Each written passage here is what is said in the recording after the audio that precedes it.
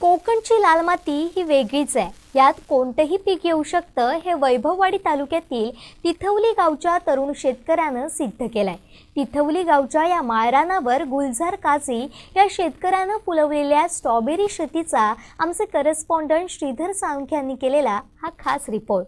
Strawberry म्हटलं की आठवतं ते थंड हवेचं ठिकाण महाबळेश्वर.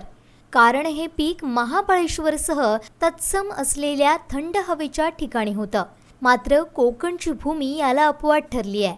मुळात कोकणला निसर्गाचं वरदान आहे. या लाल मातीचा गुणच वेगळा आहे. कोकणातील या लाल मातीचं हेच वैशिष्ट्य तिथवली गावच्या गुलजार काझी या शेतकऱ्यानं सिद्ध करून दाखवलंय.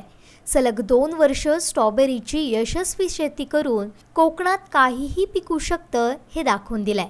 फक्त त्याला मेहनतीची जोड हवी.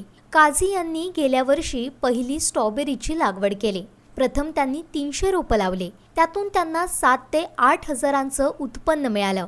पहिल्या वर्षीच्या यशस्वी प्रयोगानंतर या वर्षी त्यांनी 2 गुंठ्यात 1200 रोपांची लागवड केली आहे. मल्चिंग आणि ड्रीप करून त्यांनी ही रोपं लावलीत. नोव्हेंबरमध्ये याची लागवड केली होती. आता फळधारणा होऊन ती विक्रीसाठी पाठवली जात आहे. स्ट्रॉबेरीची शेती करत असताना त्याची रोपं बनवण्याचं तंत्रज्ञान देखील त्यांनी अवगत केलंय. कोकणातील शेतकऱ्यांना ही रोपं आता उपलब्ध होणार आहेत. स्ट्रॉबेरी सोबतच काझी यांची आंबा काजूची बाग देखील आहे. या शेतीच्या माध्यमातूनच त्यांचा आणि त्यांच्या कुटुंबियांचा उदरनिर्वाह चालतोय. नमस्कार, माझं नाव गुलजार निजाम काझी. मी वैभववाडी तालुक्यातील तिथवली गावातला एक तरुण शेतकरी आहे आणि इथं जवळपास मी एक 5 ते 6 वर्ष या शेती या व्यवसायामध्ये माझं मुख्य व्यवसाय म्हणून काम करतो आहे. यावर्षी ॲक्च्युली आम्ही स्ट्रॉबेरीचं एक प्रयोग केला होता.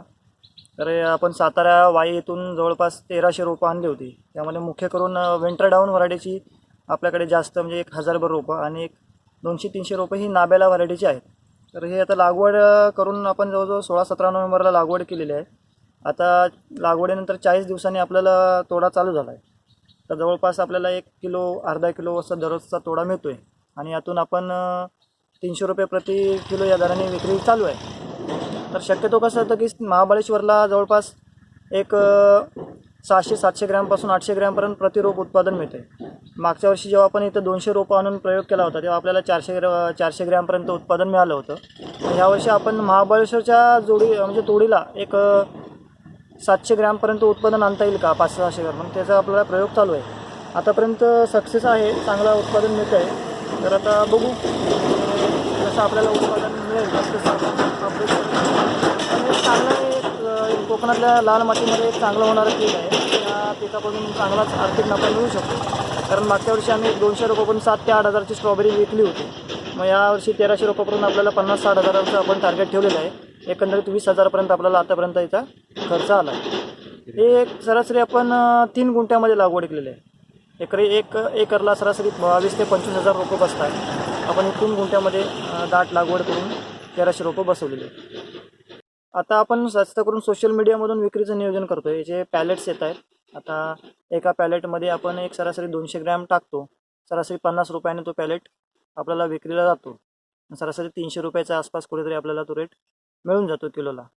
कोकणातल्या शेतकऱ्यांसाठी माझं एक म्हणणं आहे की आपल्या मातीमध्ये उच्च गुणधर्म आहेत. आपली माती चांगली आहे, पोटॅश आणि समृद्ध असलेली माती आहे. त्यामुळे जास्तीत जास्त फळ पीक आणि भाजीपाला पिकाकडे जर तुम्ही वळला, तर जसं उदाहरणार्थ आपण यावर्षी इथे स्ट्रॉबेरी केलेली आहे.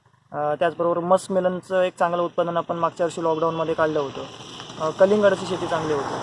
तशाच प्रकारे फळफिश शेतीमध्ये पपया म्हणा किंवा इतर सगळ्या याच्यामध्ये जर तुम्ही नवीन नवीन प्रयोग केलात, केवळ हापूस आणि इतर पिकांमध्ये न अडकता वेगवेगळे जर तुम्ही पिकांचे प्रयोग केलात, तर निश्चितच चांगलं मार्केट आपल्याला मिळणार आहे. कारण आमच्याकडे पण चांगले चांगले व्यापारी आहेत जे ह्या अशा पिकांना खरेदी करण्यासाठी उत्सुक आहेत. आता हे स्ट्रॉबेरीसाठी सुद्धा आपल्याला मुंबईवरून पण ऑर्डर येत आहेत. पण आपण पुढच्या वर्षी 1 ते 2 एकरचा वाढवण्याचा आपला प्लॅनिंग आहे. त्याच्यामध्ये रोपं पण आपण स्वतः तयार करून, कारण रोपं आपण जर महाबळेश्वरनं आणली तर तिथं जागेवरती आपल्याला 7 रुपये 8 रुपयाच्या दरम्यान रेट भेटतो.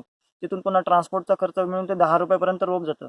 तर इथल्या इथे आपल्या स्वतःच्या नर्सरीत रोपं तयार करता येतील का? तर त्यासाठी आपण प्रयोग केला आणि ऑलरेडी आपण 100-150 रोपं आता ही तयार केलेली आहेत स्वतःची.